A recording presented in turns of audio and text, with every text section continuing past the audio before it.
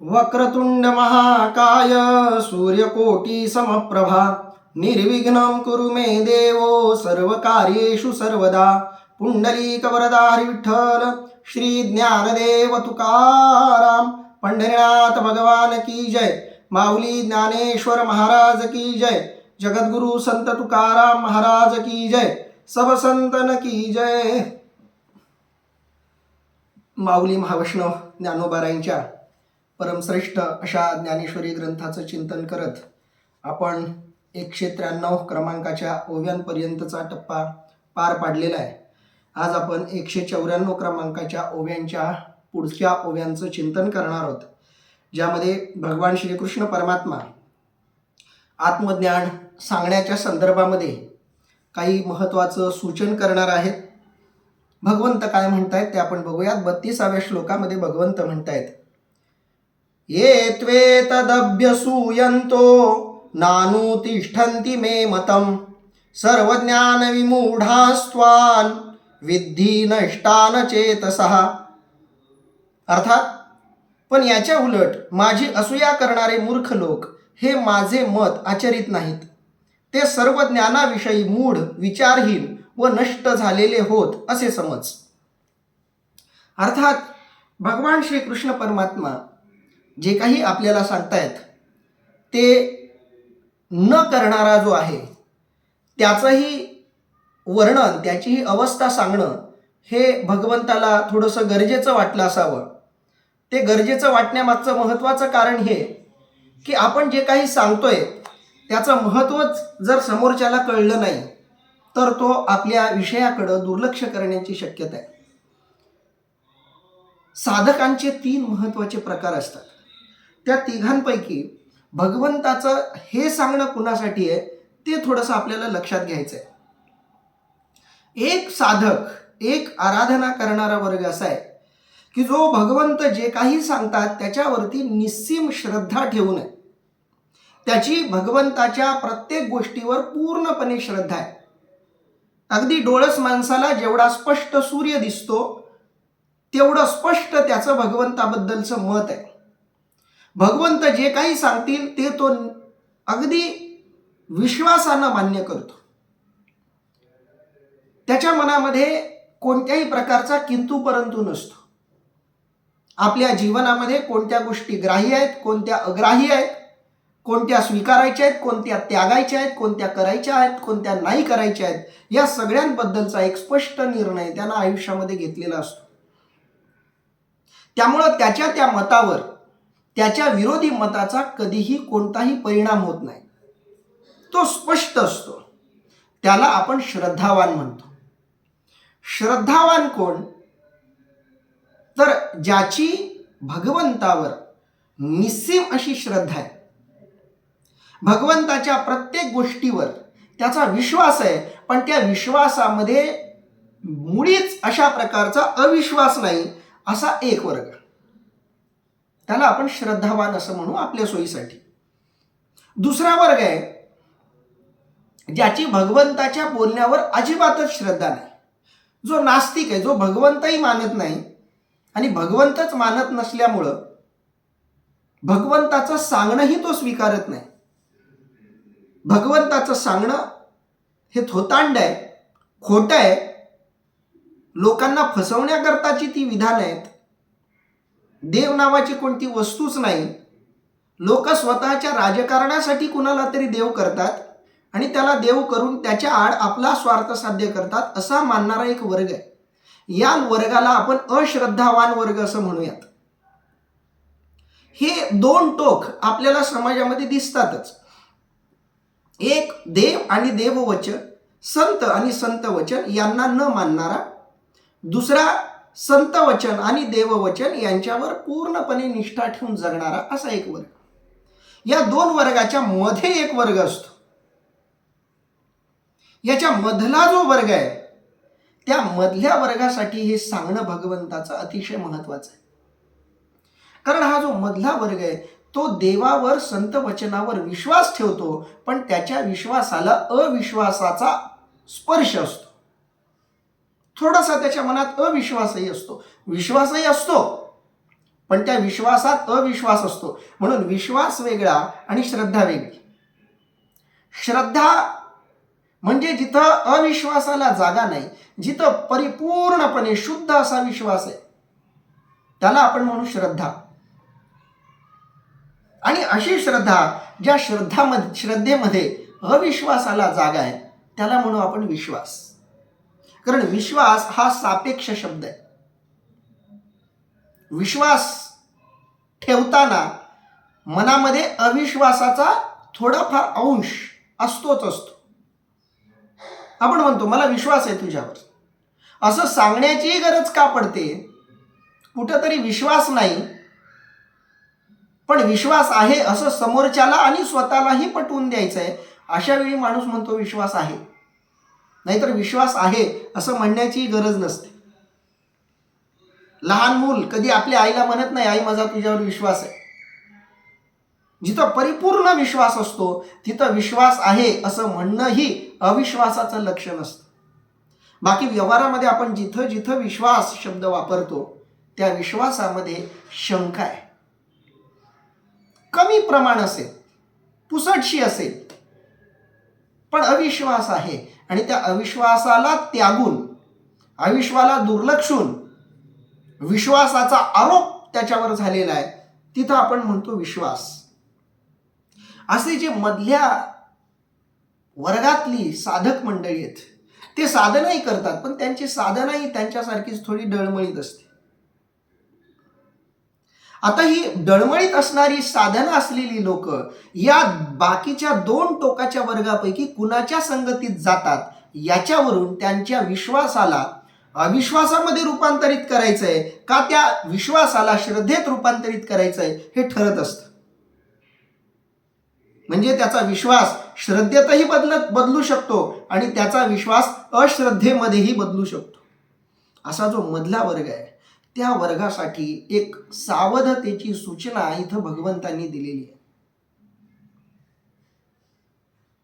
ज्याचा विश्वास पक्का आहे तो कुठंही गेला तरी त्याच्या विश्वासाला तडा जात नाही, त्याच्या श्रद्धेला तडा जात नाही. जो खरा श्रद्धावान आहे त्याच्या श्रद्धेला भंग करणं कधीही शक्य होत नाही. दृढ असते त्याची श्रद्धा. दृढ असा विश्वास म्हणजे श्रद्धा. त्याच्या त्या श्रद्धेमध्ये, विश्वासामध्ये अविश्वासाला अजिबात जागा नाही. त्या माणसाला कितीही नास्तिक लोक भेटू देत, त्यांच्यासमोर कितीही देवाची, संतांची, संतवचनाची निंदा होऊ देत, त्या निंदेचा त्याच्या मनावर, त्याच्या श्रद्धेवर काहीही परिणाम होत नाही. तो ते सगळं ऐकतो आणि सोडून देतो. पण जो दुसरा वर्ग आहे ज्याचा विश्वास डळमळीत आहे, ज्याच्या विश्वासात थोडासा अविश्वासाचा अंश आहे,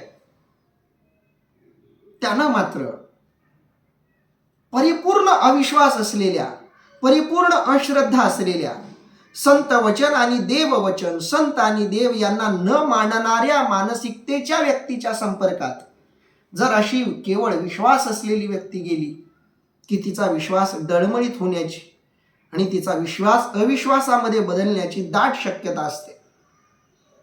आणि म्हणून अशा व्यक्तीबद्दल सावध राहण्यासाठी भगवंतांना हा श्लोक लिहिलेला आहे. भगवंत अर्जुनाला स्पष्टपणे सांगतायत की अर्जुना, ज्याचं आधी वर्णन केलं की जे श्रद्धेने माझ्या मताचं अनुसरण करतात ते पाप पुण्यापासून मुक्त होतात, ते झालं श्रद्धावानाचं वर्णन. त्यांची परिपूर्ण श्रद्धा आहे भगवंताच्या सांगण्यावर. भगवंताचं मत अनुपरोध आहे, अबाधित आहे, त्याला कोणत्याही प्रकारचा धक्का नाही, असा परम आदर ज्याच्या मनामध्ये आहे, जो श्रद्धापूर्वक संत देव, देववचन, संत वचन यांना स्वीकारतो आणि मग तो कर्म करतो आणि त्याच्या कर्मामध्ये तो कर्मरहित वृत्ती धारण करतो, तो खरा श्रद्धावान आहे. अशांची कुणालाही भीती नाही. उलट अशांची संगती एखाद्या कमी श्रद्धा असलेल्या किंवा विश्वास असलेल्या व्यक्तीला मिळाली तर त्याचा विश्वास श्रद्धेत बदलू शकतो. पण ज्याचा विश्वास अजून पक्का झालेला नाही अशानं मात्र याच्या अगदी विरुद्ध असलेल्या लोकांपासून दूर राहावं याची सूचना करण्यासाठी भगवंतांनी या प्रकारचा श्लोक लिहिलेला आहे. माऊली या श्लोकाचं काय वर्णन करतात ते आता बघूयात. ना तरी प्रकृती मंतू होऊनी, इंद्रिया लळा देऊनी, जे हे माझे मत अव्हेरुनी ओसंडिती. अर्थात नाही तर देहात्मबुद्धी ठेवून इंद्रियांचे लाड पुरवून जे लोक या माझ्या मताचा तिरस्कार करून टाकून देतील. विरुद्ध टोकाचं मत आधीच्या 31व्या श्लोकात ज्यांचं वर्णन केलं त्याच्या अगदी विरुद्ध टोकाच्या लोकांचं वर्णन 32व्या श्लोकात भगवंत करतायत. भगवंतावर परम श्रद्धा असलेल्यांच्या विरुद्ध ना तरी, यांच्याशिवाय या अर्थानं ना तरी प्रकृती मंदू होऊनी, प्रकृती मंद झालेला जो आहे, प्रकृतीच्या आहारी जो गेलेला आहे, प्रकृतीच्या गुणांनी जो बाधित झालेला आहे, इंद्रिया लळा देऊनी, लळा शब्दाचा अर्थ आहे लाड, जो इंद्रियांचे पूर्ण लाड करतो, इंद्रियांच्या लाडी गोडींमध्ये, इंद्रियांना विषय पुरवण्यामध्ये जो गुंतलेला आहे, जे हे माझे मत अव्हेरुनी ओसंडिती, असे जी लोक आहेत ते माझं मत अव्हेरतात, नाकारतात, दूर सारतात आणि ओसंडिती टाकून देतात माझं मत. काही लोक एवढे अश्रद्धावान असतात की त्यांना संत साहित्य, देववचन यांची काहीच किंमत वाटत नाही. अशी अनेक अश्रद्धावान लोक तुम्ही बघत असाल. दुर्दैव हे आहे की अशी काही अश्रद्धावान लोक आपण श्रद्धावान आहोत असं सोंग करतात, असं नाटक करतात, दाखवतात की आम्हीही आस्तिक आहोत, आस्तिक आहोत असं दाखवून ते आस्तिकांमध्ये येतात. आतून मात्र ते परिपूर्णपणे नास्तिक असतात. त्या अगदी बगळ्यासारखं. बगळा बक ध्यान करी मत्स्या जैसे, बगळा जसं मासळींना खाण्यासाठी ध्यान करून बसतो, त्याच्या मनामध्ये फक्त मासळींना खाणं हाच विचार असतो. बघणाऱ्याला तो ध्यानी, योगी, साधू पुरुष वाटू शकतो. असा जो आहे ज्याच्या अंतःकरणात केवळ वासना भरलेल्या आहेत, जो इंद्रियांचा गुलाम झालेला आहे, आणि म्हणून तो भगवंताचं मत पूर्णपणे लाथाडतो, नाकारतो. जे सामान्यत्वे लेखिती अवज्ञा करूनी देखिती, का हा अर्थवादू म्हणती वाचाळपणे. अर्थात जे याला सामान्य समजतात, अनादराने पाहतात किंवा वाचाळपणाने हा अर्थवाद आहे असं म्हणतात. भगवंताच्या मताला नाकारणाऱ्यांचे जे तर्क आहेत ते सगळे तर्क भगवंताने इथे दिलेले आहेत. श्रद्धेमध्ये तर्काला जागा नसते. विश्वासामध्ये तर्क लागतो आणि अविश्वासामध्ये तर्क लागतो. तर्काची गरज दोघांना पडते. अविश्वासाला तर्काची गरज पडते आणि विश्वासालाही तर्काची गरज पडते. माझा देवावर विश्वास आहे असं म्हणणारा जर त्याला तर्क देत असेल, देव आहे का आहे, तर असं आहे म्हणून देव आहे, तसं आहे म्हणून देव आहे, असं तो जगाला समजावून सांगत असेल तर ठीक आहे. पण तो स्वतःलाही समजून सांगतोय देव आहे का, तर असं आहे म्हणून देव आहे, म्हणजे तो तर्काच्या आधारावर देव मांडतोय. तर्काच्या आधारावर तुम्ही एखादी गोष्ट स्वीकारत असाल तर त्याच तर्काच्या आधारावर तुम्ही ती गोष्ट नाकारूही शकता. आज तुमच्या पुढे तर्क आले ती गोष्ट नाकारण्यासाठी अनुकूल असे म्हणून ती गोष्ट तुम्ही नाकारताय. उद्या ती गोष्ट स्वीकारावी असे तर्क तुमच्या समोर आले की तुम्ही ती गोष्ट स्वीकाराल. आणि आश्चर्याची गोष्ट अशी आहे, मजेशीर गोष्ट अशी आहे की देव आहे की नाही या प्रश्नासाठी दोन्ही परस्पर विरोधी मताच्या लोकांनी वेगवेगळी तर्क दिलेले आहेत, अनेक तर्क दिलेले आहेत आणि दोघांचेही तर्क सशक्त आहेत. तुम्ही भारतीय दर्शनशास्त्राची चर्चा वाचली, चार्वाकाचे तर्कही इतके मजबूत आहेत की कोणताही नास्तिक सहजपणे आपल्या मताच्या समर्थनार्थ चार्वाकाचे मत स्वीकारू शकतो. आणि चार्वाकाच्या मताचं खंडन करत जी पुढची परंपरा दर्शनशास्त्रामधली चालत आली ती परंपरा ही इतकी तर्कशुद्ध आहे की हळूहळू चार्वाकाचं मत शून्य वाटायला लागतं, निरर्थक वाटायला लागतं. दोन्ही बाजूचे तर्क आहेत. अगदी आजही देव आहे म्हटलं आणि देव नाही म्हटलं याच्याबद्दलची चर्चा आणि वाद कायम चालू आहेत. चार्वाकाच्या काळापासून अजूनही चालू आहेत. आणि त्या चर्चेमध्ये वेगवेगळ्या तर्कांची भर पडते. विज्ञानाची प्रगती होते. लोकांना असं वाटलं होतं की विज्ञानाची प्रगती झाली म्हणजे आपोआपच देव धर्म या गोष्टीला कमी महत्व येईल आणि अध्यात्माला लोक दुर्लक्षित करतील आणि विज्ञान स्वीकारतील. पण झालं वेगळंच. कारण 100 वर्षांपूर्वी विज्ञानानं हा दावा केला होता की पुढच्या 100 वर्षात आम्ही या जगामध्ये जेवढं काही जाणून घेण्यासारखं आहे ते सगळं जाणून घेऊ. पण वास्तव असं घडलं, मागच्या 100 वर्षात विज्ञानाच्या हे लक्षात आलं की मागच्या 100 वर्षात आपण जे जाणून घेतलं, विज्ञानानं जे जाणून घेतलं त्याच्यातून विज्ञानाला हे नक्की कळलं की जे जाणून घेण्यासारखं आहे ते कधीही संपणार नाही. म्हणून आता विज्ञान दावाही करत नाही की आम्ही पुढच्या 100 वर्षात सगळं जाणून घेऊ. कारण विज्ञानाला कळलंय जे जाणून घ्यायचंय ते विश्व अतिशय विशाल, अतिशय व्यापक आहे. त्याला अंतच नाहीये. चंद्रावर गेलो म्हणजे आपल्याला काहीतरी चांगलं सापडेल नाही, खूप गौण किरकोळ मुद्दा आहे तो. विज्ञानाच्या लक्षात आलंय पुढं अजून बरंच शिल्लक आहे. विज्ञानही ज्या आत्मविश्वासावर स्वतःच्या अस्तित्वाबद्दल विधानं करत होतं त्याच विधानांना मागं घेण्याची वेळ विज्ञानावर आली. म्हणून तर्कावर आधारित तुम्ही एखाद्या गोष्टीचं समर्थन करत असाल तर त्याच्या विरोधी मतही तुम्हाला डावलता येणार नाही. त्याचाही सामना तुम्हाला करत राहावा लागेल. म्हणून आस्तिकाला नास्तिकाचा आणि नास्तिकाला आस्तिकाचा सामना कायम करावा लागत राहिलेला आहे. म्हणून प्रचंड विज्ञानवादी असलेलेही प्रचंड अध्यात्मवादी विधानं करताना दिसतात आणि प्रचंड अध्यात्मवादी असलेले लोक प्रचंड अशी विज्ञानवादी विधानं करताना दिसतात. आश्चर्याची गोष्ट आहे, पण ते घडतं. का घडतं तर तर्क विज्ञानातही आहे आणि अनेकांच्या अध्यात्मातही आहे. तुम्ही अध्यात्म असो किंवा विज्ञान, तर्काच्या आधारे ते स्वीकारत असाल तर तुम्ही खऱ्या खोलीत उतरणार नाही. अध्यात्माची खरी खोली श्रद्धेत आहे, तर्कात नाही.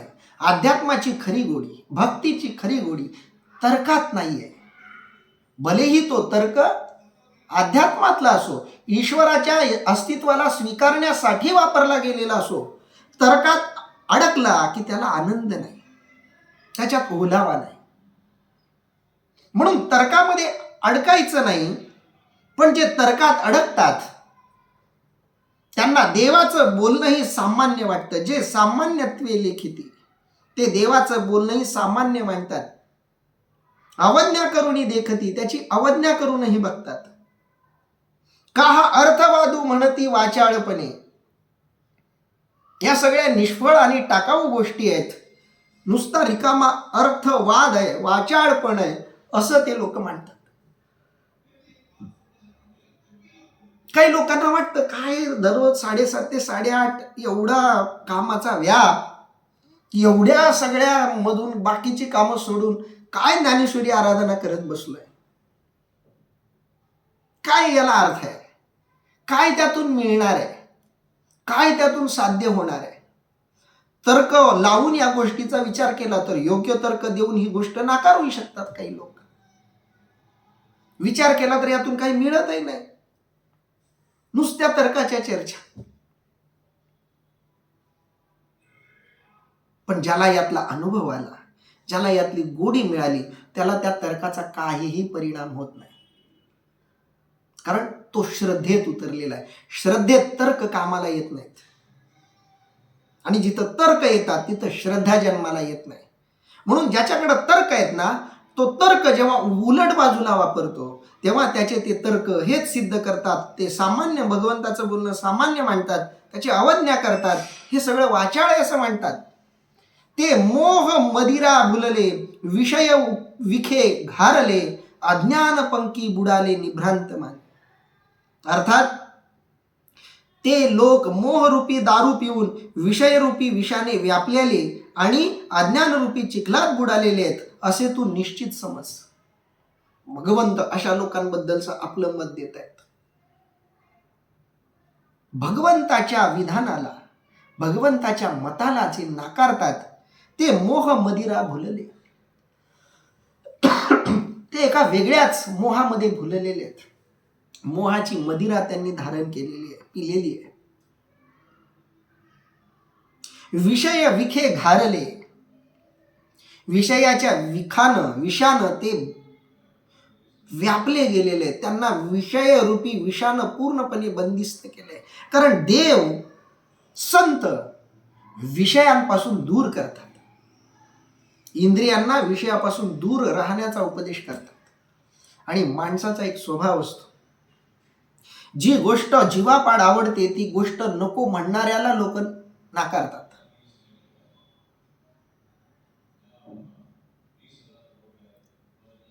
काही एखाद्याला चांगलं सांगायला जावं तर ती लोक घरीच येणं बंद करतात. मी जेव्हा नवीन या सोसायटीमध्ये राहायला आलो होतो तेव्हा काही सोसायटीतल्या लोकांना वाटलं असेल की या माणसाला बघावं आपल्यात येतो का बघून, म्हणून त्यांनी 4-5 वेळा त्यांच्या वेगवेगळ्या पार्ट्यांना मला बोलवायचा प्रयत्न केला. पण त्यांना एक 4-5 पार्टी नंतर कळलं की हा माणूस काही परवडणारा नाही आपल्याला. म्हणजे हा तर काही आपल्यात येत नाही, पण आपल्यालाच ह्यांच्यात ओढून दिलं तर काय करा. त्यांचा एक जगण्याचा विचार आहे, जगण्याचं एक तत्वज्ञान आहे. पण एक गोष्ट खरी आहे की त्यांना जर आपल्या विचारांची भीती वाटत असेल तर समजावं आपण कुठंतरी पक्के आहोत. कारण इच्छा असूनही, चांगलं काय ते कळूनही, पटूनही ते स्वीकारू शकत नाहीत. का तर सवयच इतकी प्रचंड लागली आहे विषयांमध्ये रमण्याची, व्यसनांमध्ये रमण्याची. एखाद्या मित्राला सांगलं, अरे तू दारू पिऊ नको, दारू पिणं बरोबर नाही. लोक मला थोडं म्हणतात, महाराज आहे, एक संत साहित्याचा अभ्यासक आहे, मी तुझ्याबरोबर फिरलो तर लोक मला नावं ठेवतील म्हणून तरी दारू सोड, असं बोलल्यावर ते मधला मार्ग काढतात. त्याच्यापेक्षा तुलाच न भेटलेलं बरं, तुलाच न बोललेलं बरं, तू तुझ्या रस्ते मी माझ्या रस्ते. का असं होतं? विषय विषानं भरलेले, ज्यांना विषय सोडू देत नाहीत, सोडावेसे वाटत नाहीत, आणि मोह मदिरा ज्यांनी धारण केलेली आहे, असे लोक अज्ञान पंकी, पंक म्हणजे चिखल, अज्ञानाच्या चिखलामध्ये बुडालेत असं निभ्रांत माने. निसंशयपणे अर्जुना हे मान की ते मोह मदिरा पिलेले आहेत, विषयरूपी विषाणू व्यापले गेलेले आहेत, अज्ञानाच्या चिखलात ते बुडालेले आहेत. देखे शवाच्या हाती दिदले, जैसे रत्न का वाया गेले, ना तरी जात्यंदा पाहले प्रमाण नव्हे. अर्थात पहा, मौलींनी दृष्टांत दिलेत. प्रेताच्या हातात दिलेले रत्न जसे वाया जाते किंवा जन्मांधाला सूर्योदय जसा व्यर्थ. 2 दृष्टांत मौलींनी दिलेत. जो श्रद्धावान आहे किंवा जो आस्तिकतेच्या तर्कामध्ये फिरणार आहे, वावरणार आहे, अशा व्यक्तीनं नास्तिकाच्या जवळ जाऊन नास्तिकाला हे विचार जर सांगितले तर ते विचार ते स्वीकारणार नाहीत. देखे शवाच्या हाती दिदले, शवाच्या म्हणजे प्रेताच्या, एखाद्या प्रेताच्या हातामध्ये जैसे रत्न का वाया गेले. एखाद्या मेलेल्या माणसाच्या हातात रत्न दिला तर काय उपयोग? त्या रत्नाचा काहीच फायदा नाही त्या व्यक्तीला, त्याला त्या रत्नाशी काही देणं घेणं नाही, त्याला ते रत्न हे कळतही नाही, ते रत्न तो पकडणारही नाही. जिवंत असताना ते रत्न पकडण्याच्या मागं लागला असेल, जीवही कदाचित ते रत्न मिळावं याकरता त्यानं दिला असेल, पण एकदा मेला तर रत्न त्याच्या काहीही कामाचं नाही, हे रत्न त्याच्यासाठी वाया गेलं. अगदी त्या पद्धतीनं ज्यानं ठरवूनच ठेवलंय जीवनाचं तत्वज्ञान, ज्यानं ठरवूनच ठेवलंय जीवनामध्ये देव, संत, देववाक्य, संत वाक्य स्वीकारायचेच नाहीत, शरीराशिवाय कुणाचं ऐकायचंच नाही असं ज्यानं पक्क ठरवलंय त्याला गीता सांगून उपयोग नाही. त्याला स्थित प्रज्ञाची लक्षणं सांगून, त्याला कर्मसिद्धांत सांगून उपयोग नाही. त्याला कर्मसिद्धांत गीता सांगणं म्हणजे मेलेल्या माणसाच्या हातात रत्न देण्यासारखं आहे. तो ते घेणारच नाही, म्हणून त्याच्या मागेही लागायचं नाही. विनाकारण आपले श्रम वाया.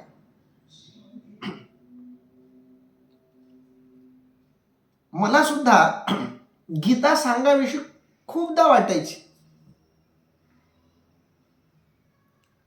बालपण गेलं संत साहित्यात, ज्ञानेश्वरी, गाथा, एकनाथी भागवत, श्रीधरांचे ग्रंथ सगळं वाचण्यात बालपण गेलं, तारुण्य गेलं, नोकरी लागली.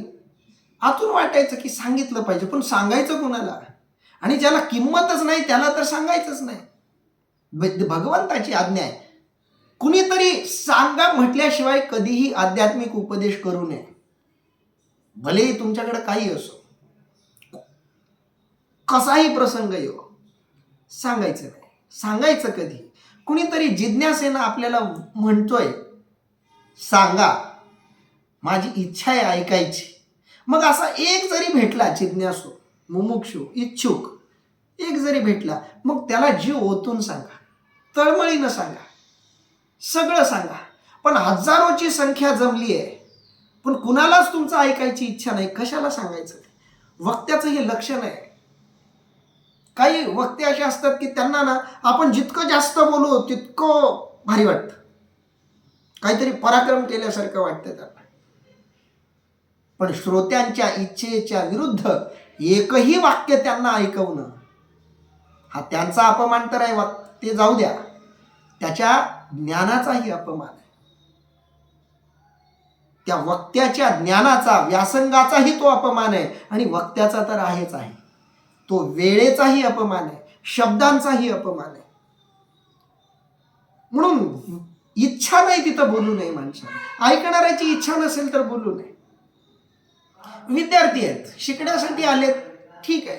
त्यांची इच्छाच नसेल तर कशाला? मी माझ्या विद्यार्थ्यांना म्हणतो, बोर झालं की स्पष्ट सांगा, त्याच क्षणाला लेक्चर बंद,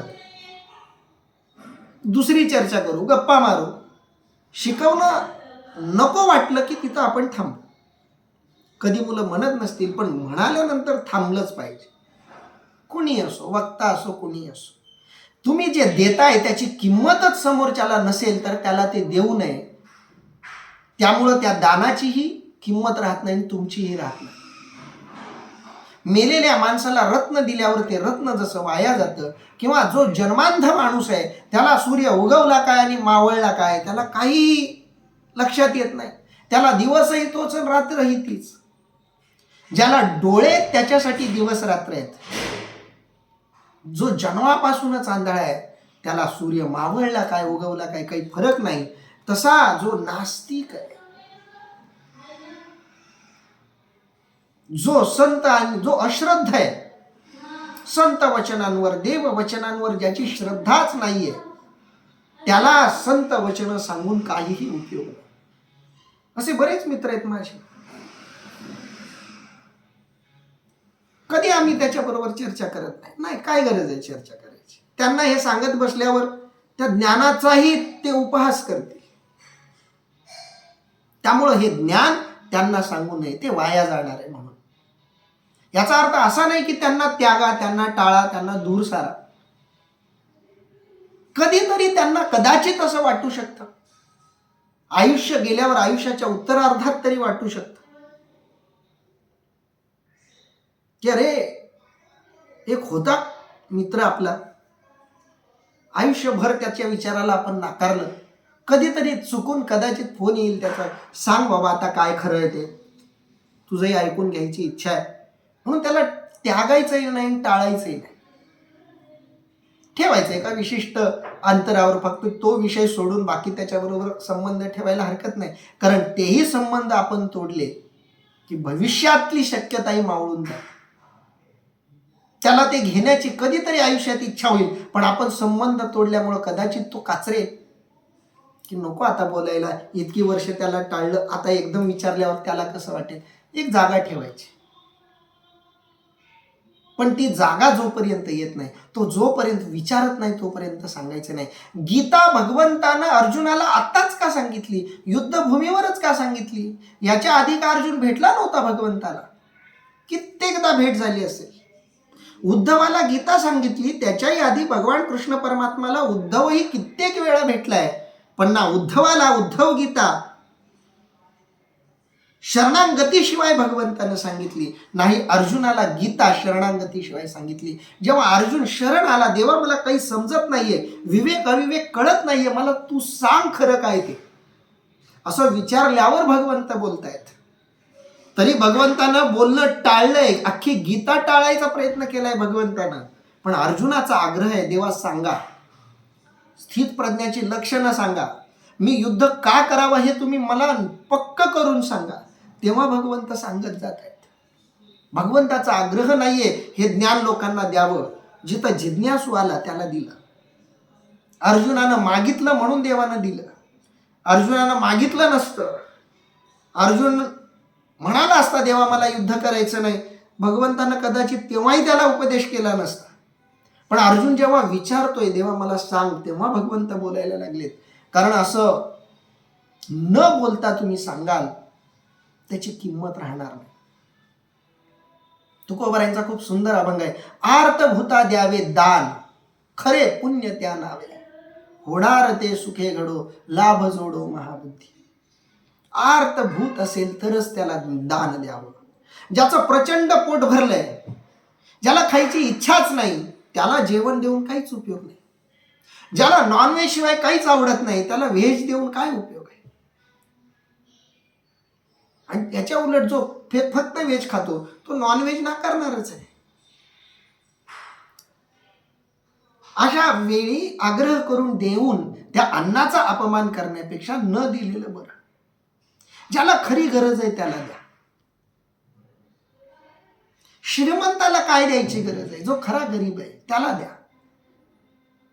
ज्याला खरी गरज आहे त्याला द्या. कारण गरज नसताना देणं त्या दानाचाही, त्या दात्याचाही, दानाच्या प्रक्रियेचाही आणि ज्याला दान दिलंय त्याचाही अपमान आहे. म्हणून ही दोन दृष्टांत पुढं माऊली म्हणतायत का चंद्राचा उदो जैसा, उपयोगा नवचे वायसा, मूर्खा विवेकू हा तैसा रुचेल ना. अर्थात किंवा चंद्रोदयाचा जसा कावळ्याला उपयोग नाही, त्याप्रमाणे मूर्खांना हा विचार रुचणार नाही. तिसरा दृष्टांत माऊलींनी दिलाय का चंद्राचा उदयो जैसा, चंद्र उदयाला आलाय, चंद्र दिसायला लागलाय, उपयोगा नवचे वायसा, वायसा म्हणजे कावळा, कावळाच्या काहीही कावळ्याच्या उपयोगाचा नाहीये. चंद्रप्रकाश, चंद्राचा उदय कावळ्याच्या काही उपयोगाचा नाही. मूर्खा विवेको हा तैसा रुचेल ना. कावळ्याला ज्याप्रमाणे चंद्रप्रकाश रुचत नाही, अगदी त्याप्रमाणे अज्ञानाला ज्ञान रुचत नाही, अश्रद्धावानाला श्रद्धेचं तत्वज्ञान रुचत नाही, पचत नाही. तैसे जे पार्था विमुख या परमार्था, तयासी संभाषण सर्वथा करावे ना. अर्थात अर्जुना, त्याप्रमाणे जे परमार्थाला पाठीमोरे आहेत त्यांच्याशी भाषणही करू नये. हे कुणासाठी आहे? ज्याची श्रद्धा कच्ची आहे, ज्याचं साधन, ज्याचा परमार्थ, ज्याची आराधना अजून पक्की झालेली नाहीये. बघा, बीजाची काळजी कधी घ्यायची असते? जोपर्यंत ते बीज अंकुरत नाही तेव्हा त्याची जास्त काळजी घ्यायची असते. जसं जसं ते अंकुरेल तशी तशी त्याची काळजी कमी कमी केली तरी चालते. सगळ्यात जास्त काळजी ते बीज जेव्हा अंकुरण्याच्या काळात असतं त्यावेळी त्याची जास्त काळजी घ्यायला पाहिजे. त्याला जास्त उष्णता लागता कामा नये, त्याला जास्त पाणी लागता कामा नये, त्याला जखम होता कामा नये. त्याला सुंदर अशा सुपीक जमिनीत त्यावेळी टाकावं. दगडाचा आघात त्याच्यावर होणार नाही, पाण्याचाही आघात त्याच्यावर होणार नाही, अशा पद्धतीनं जपलं पाहिजे. माऊली पुढे वर्णन करणार आहेत. शेतकरी जसं बीज पेरतो तशी श्रद्धा पेरावी. नवा नवा परमार्थ, नवी नवी साधना असते, तेव्हा ती साधना करतानाचा जो विश्वास असतो तो हातावरच्या फोडासारखा जपावा लागतो. म्हणून त्या विश्वासाला, त्या श्रद्धेला तर्काच्या गर्दीमध्ये न्यायचं नाही. नास्तिक लोकांच्या वादळी चर्चेत त्याला न्यायचं नाही. श्रद्धेचा, विश्वासाचा दिवा विझू शकतो. त्या श्रद्धेला, त्या विश्वासाला आध्यात्मिक चर्चेत, संत साहित्याच्या सहवासात, आध्यात्मिक लोकांच्या चर्चेत पेरावं, ठेवावं. संतांच्या, भगवंताच्या गुणकीर्तीचं पाणी त्याला मिळालं पाहिजे, खत त्याला मिळालं पाहिजे. आणि मग एकदा का श्रद्धेचा अंकुर विश्वासातून जन्माला आला, विश्वासाला भीती आहे अविश्वासात बदलण्याची, पण जेव्हा त्या विश्वासातून श्रद्धेचा अंकुर बाहेर येतो, मग भीती नाहीये वादळ वाऱ्याची. एकदा का झाड परिपक्व झालं की त्या झाडाला किती मोठी उष्णता, किती मोठा उन्हाळा येऊ, किती मोठा पाऊस पडो, भीती नाहीये. पण त्याच्या आधी काळजी घ्यायची. तैसे जे पार्था विमुख या परमार्था तयासी संभाषण सर्वथा कराविना. अशा वेळी मात्र परमार्थापासून विमुख असलेल्या लोकांबरोबर कोणत्याही प्रकारचं संभाषण सर्वथा करू नये, करूच नये. म्हणून ते न मानिती आणि निंदाही करू लागती, सांगय पतंगू काय साहती प्रकाशाते. अर्थात ते या उपदेशाला जुमानीत नाहीत, उलट निंदाही करीतात. पतंगाला प्रकाश सहन होतो काय?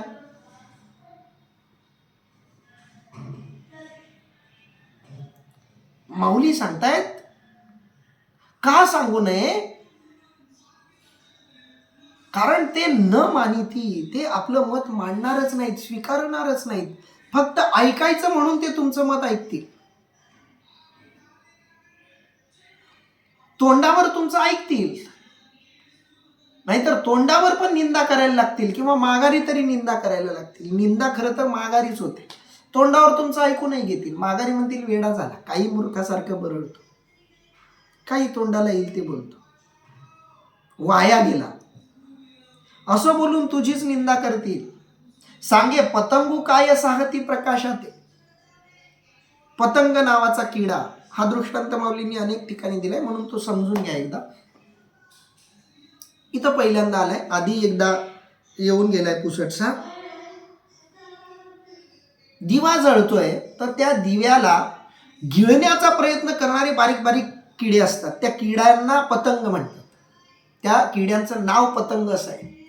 ते किडे म्हणजे तुम्ही बल्ब बघितला तर बल्बच्या आजूबाजूला जमा होतात, दिवा लावला तर दिव्याच्या आजूबाजूला जमा होतात.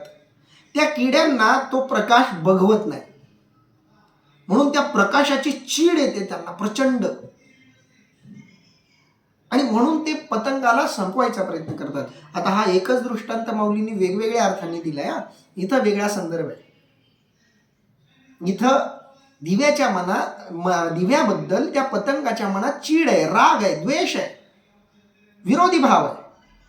काही ठिकाणी माऊलींनी पतंगादीपी अलिंगन ते तर त्याची अचूक मरण असं म्हटलंय. म्हणजे पतंग दिव्याला आलिंगन द्यायला जातो, तिथं प्रेमाची भावना आहे. दोन्ही भावनेनं दृष्टांत दिलाय. इथं विरोधी भावाचा दृष्टांत आहे. इथं माऊलींनी म्हटलंय, इथंच आहे तो दृष्टांत इथंच आहे. खूप सुंदर ओवी आहे बघा, पुढंच आहे. पतंगादीपी आलिंगन ते तर त्यासी अचूक मरण तेवी विषयाचरण आत्मघाता. पुढचीच ओवी आहे, ती घेऊन टाकू. अर्थात ज्याप्रमाणे पतंगाने दिव्याला आलिंगन दिले असता त्याला जसे अचूक मरण येते, त्याप्रमाणे विषयाचरणात त्यांचा आत्मघात होतो. दोन्ही दृष्टांत माऊलींनी सलग दिले ना.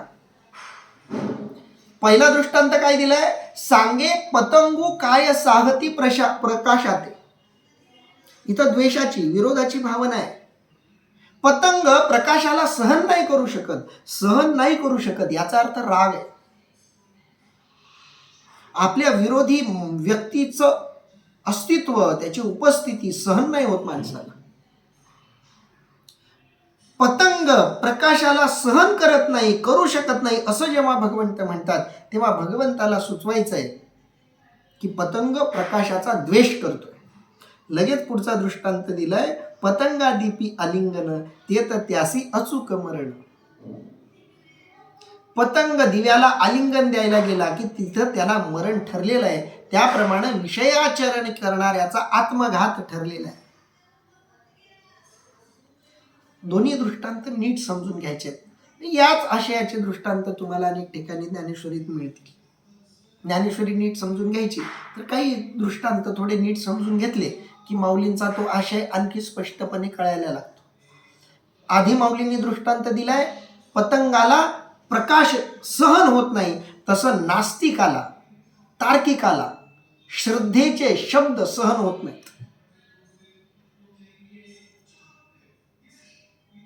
अविचारी माणसाला विचारी मत स्वीकारार्ह होत नाही. ज्याला लगेच विचार करायला आवडतं, ज्याला पटकन निर्णय घ्यायला आवडतात, तो माणूस विचारपूर्वक निर्णय घेणाऱ्या व्यक्तीला टाळत असतो. आणि म्हणून माऊली सांगतायत, एक हे मत आणि दुसरं मत, पतंगा दीपी आलिंगन, पतंगानं दिव्याला आलिंगन दिलं ते तर त्यासी अचूक मरण, तिथं त्याला मरण अटळ आहे. त्याप्रमाणे विषयाचं आचरण केलं, विषयामध्ये तो एकदा साधक गेला की त्याचा घात हा आत्मघात आहे. दिव्याला दुसरं कुणीही, त्या पतंगाला दुसरं कुणीही मारत नाहीये, पतंगाचा दुसरा कुणीही शत्रू नाहीये, पतंगाचा शत्रू पतंग स्वतः आहे. तसं विषयाचरण हे घाताला कारण आहे, पण विषयाचरणातून होणारा घात दुसऱ्यानं केलेला घात नाहीये, तो आपण स्वतःचा केलेला घात आहे, म्हणून तो आत्मघात आहे. तेवी विषयाचरण आत्मघाता, त्याप्रमाणे विषयाचं आचरण आत्मघाताला कारण. मला एक विनोद आठवला, यूट्यूबवर व्हॉट्सअपवर वगैरे आलेला. नवरा बायकोचा संवाद आहे. बायको नवऱ्याला विचारते,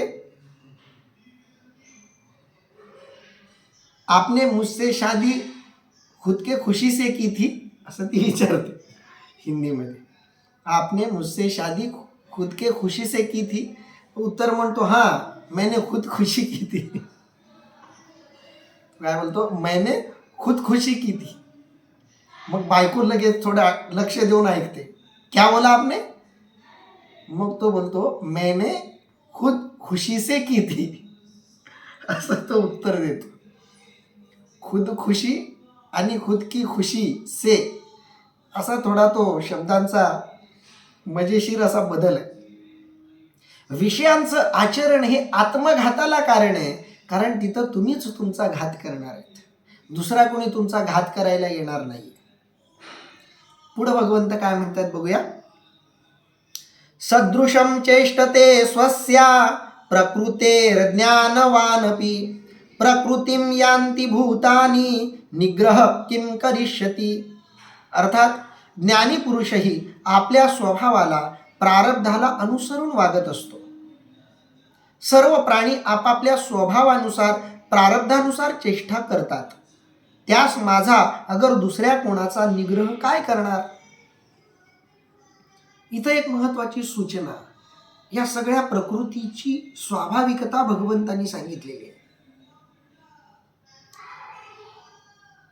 सूक्ष्मपणे या सगळ्या जगाकडे बघितलं तर आपल्याला बहुतांश प्रमाण कोणाचं दिसतं, जी आध्यात्मिकही नाहीत, विषयीही नाहीत, अशांचीही बरीच संख्या या जगात. कारण प्रत्येक जण आपापल्या स्वभावाप्रमाणे जगतो. ज्ञानी पुरुष आपल्या स्वभावाप्रमाणे वागतो. ज्ञानी पुरुषाचा स्वभाव काय आहे. ज्ञानी पुरुषाचं लक्ष फक्त आणि फक्त प्रारब्धावर असतं. कारण प्रारब्ध आहे तोवरच त्याला जगायचं आहे, तोवरच त्याला आयुष्य आहे, तोवरच त्याचा देह आहे, तोवरच त्याला मृत्यूलोकात राहायचं आहे. म्हणून तो प्रारब्ध डोळ्यासमोर ठेवून जगतो. किती राहिलंय?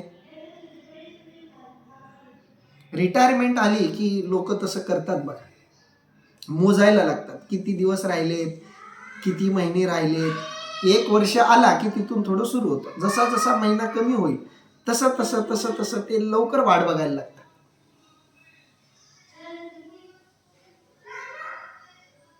का तर एकदा ते दिवस संपले की मग मुक्तीच, कार्यमुक्ती, सेवानिवृत्ती.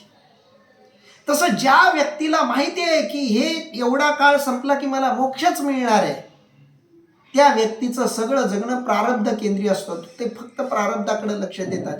एवढं प्रारब्ध संपलं की मी मोकळा. ह्या प्रारब्धातून नवं प्रारब्ध जन्माला येऊ नये एवढीच त्यांची काळजी असते. नाहीतर या प्रारब्धातून नवं प्रारब्ध जन्माला आलं तर मोक्ष अजून लांबेल, जन्म अजून लांबेल. म्हणून ज्ञानी पुरुष जो आहे तो प्रारब्धाला अनुसरून जगतो, स्वभावाला अनुसरून जगतो. त्याचा स्वभाव म्हणजे प्रारब्ध. पुन्हा एक सूक्ष्म गोष्ट भगवंतानं सांगितली, ज्ञानी पुरुषाचा स्वभाव म्हणजे प्रारब्ध. कारण प्रकृतीशी जुडलेला संबंध आहे प्रारब्ध. प्रारब्ध म्हणजे प्रकृती. प्रकृतीचा अदृश्य भाग लवकर प्रकट होत नाही. तो प्रकट होणारा दृश्य भाग, त्याला कारण ठरलेला जो अदृश्य भाग आहे प्रकृतीचा, त्याला प्रारब्ध म्हणतात. पापी लोक सुखी जगताना दिसतात. का दिसतात? कारण त्यांचं प्रारब्ध आहे. त्यांनी अशा काही चांगल्या गोष्टी मागच्या जन्मात केलेल्या आहेत ज्या दिसत नाहीत पण त्यानं केलेल्या आहेत. म्हणून त्यानं वाईट कर्म त्याचं चालू असूनही त्याचं फळ त्याला आता मिळत नाही, कारण त्यानं आधी काहीतरी चांगली कामं केलेली आहेत. त्या चांगल्या कामाचं फळ भोगणं, चांगल्या कामाची कॅश चालू आहे, आता खर्च न चालू आहे. त्यामुळं हा खर्च चालू असल्यामुळं तो आत्ता जे पाप करतोय ते दिसत नाहीये. पण प्रकृती त्याचं प्रारब्ध तयार करते. ते प्रारब्ध त्याला उद्या कधीतरी भोगावं लागणार आहे.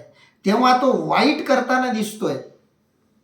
कदाचित चांगलं काहीतरी करताना दिसेल तरी त्याचं वाईट होत राहील, कारण तिथं त्याचं प्रारब्ध कॅश होतंय, परतफेड होते. प्रारब्ध शब्दाचा अर्थ आहे प्रकृतीचा अदृश्य भाग. माझा स्वभाव, माझं वागणं, माझं आचरण प्रारब्धावरून ठरणार आहे. प्रारब्ध निश्चित करणार आहे मला कुठं न्यायचंय, आणि मला जिथं न्यायचंय प्रारब्धाला त्याप्रमाणे माझं वर्तन, माझी वागणूक, माझा स्वभाव घडत जाणार आहे. म्हणून प्रारब्ध म्हणजे प्रकृती. म्हणून इथं माऊलींनी म्हटलंय, भगवंत म्हणताय, ज्ञानी पुरुषही आपल्या स्वभावाला अनुसरून, याचा इथं अर्थ दिलाय प्रारब्धाला अनुसरून. मग प्रारब्ध म्हणजे स्वभाव का, स्वभाव म्हणजे प्रकृती का, त्याचं आपण विश्लेषण केलं. सर्व प्राणी आपापल्या स्वभावानुसार वागतात, प्रारब्धानुसार वागतात. एखादी व्यक्ती वाईट काय तर तिचं प्रारब्ध तसं आहे, तिचं प्रारब्ध कॅश होतंय. अप्रत्यक्ष रूपात असलेलं प्रारब्ध प्रत्यक्ष रूपात येते, पण प्रत्यक्ष रूपात येताना एक नवं प्रारब्ध ते तयार करते. ते पुन्हा अदृश्य प्रारब्ध होणार.